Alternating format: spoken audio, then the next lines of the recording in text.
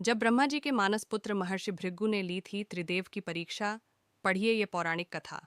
सप्त आर्षि मंडल में से एक महर्षि भृगु ने एक बार अर्षि और मुनियों के बीच त्रिदेव की श्रेष्ठता को लेकर हुई बहस को विराम देकर त्रिदेव की परीक्षा ली। इसके बाद ये निष्कर्ष निकाला कि वास्तव में तीनों में सबसे श्रेष्ठ कौन है। संसार में त्रिदेव, त्रिदेवा, ब्रह्मा, विष्णु और महेश को सबसे शक्तिशाली माना गया है। सृष्टि की रचना, पालन और संहार का जिम्मा भी त्रिदेव पर ही है। हर कोई अपनी अपनी तरह से प्रभु की आराधना करता है और उनकी कृपा भी प्राप्त करता है। ऐसे में किसको श्रेष्ठ माना जाए, ये निर्धारित करना बहुत मुश्किल है। कहा जाता है कि एक बार सरस्वती नदी के तट पर यह बहस अर्षि और मुनियों के बीच भी हो गई। हर कोई अपने आराध्य की महिमा के गुणगान कर रहा था। जब कोई निष्कर्ष नहीं निकला, तो सप्त आर्षि मंडल में से एक महर्षि भृगु ने सोचा कि क्यों न इस बार त्रिदेव की परीक्षा ली जाए।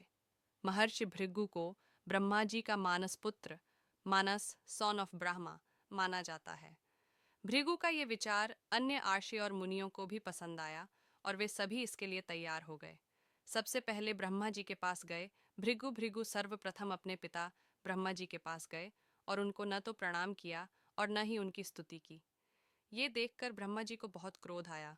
उनके चेहरे के भाव बदल गए। लेकिन जब उन्हें याद आया कि महर्षि भृगु उन्हीं के पुत्र हैं, तो उन्होंने किसी तरह अपने क्रोध को शांत कर लिया। ब्रह्मलोक के बाद भृगु पहुंचे कैलाश। ब्रह्मा जी का क्रोध देखने के बाद महर्षि कैलाश पर महादेव से मिलने के लिए गए। महादेव ने देखा कि भृगु आ रहे हैं, तो वे प्रसन्न हो गए और अपने आसन से उठे और उन्हें अपने गले लगाने के लिए हाथ फैला दिए। लेकिन भृगु तो उनकी परीक्षा लेने के लिए आए थे, इसलिए उन्होंने महादेव का आलिंगन स्वीकार नहीं किया और कहा कि आप हमेशा वेदों और धर्म की मर्यादा का उल्लंघन करते हैं। आप ही से वरदान पाकर दुष्ट और पापी सृष्टि पर संकट लेकर आते हैं। ऐसे में मैं आपका आलिंगन भला क्यों स्वीकार करूं? इस पर शिव जी क्रोध से आग बबूला हो उठे और उन्होंने अपना त्रिशूल उठा लिया। तब माता पार्वती ने किसी तरह उनके क्रोध को शांत कराया।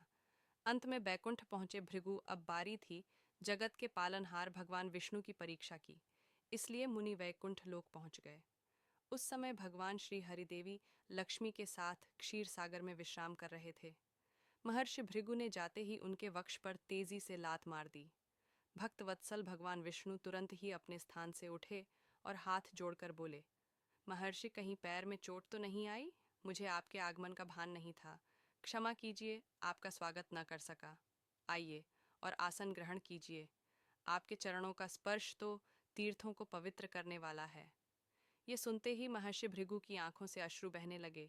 आर्षि मुनियों ने निकाला ये निष्कर्ष। इसके बाद भृगु लौटकर आर्षि मुनियों के पास पहुंचे और ब्रह्मा जी, शिव जी और श्रीहरि के लोकों के अनुभवों को विस्तार से बताया। इसके बाद सभी आर्षि मुनि के सभी संशय दूर हो गए और वे श्रीहरि को श्रेष्ठ मानकर उनकी पूजा और अर्चना करने लगे। वीडियो को लाइक और चैनल को सब्सक्राइब करें। धन्यवाद।